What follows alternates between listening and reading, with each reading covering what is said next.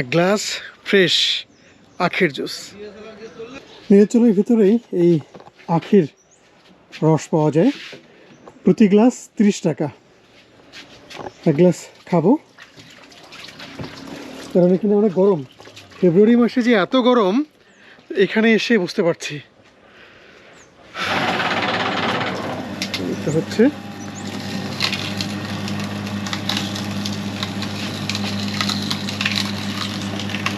পেছনে পাহাড়, সামনে যে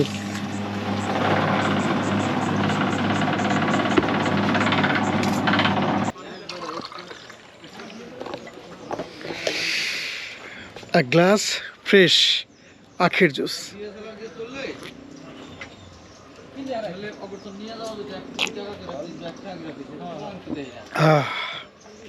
কলেজে ঠান্ডা হয়ে গেল।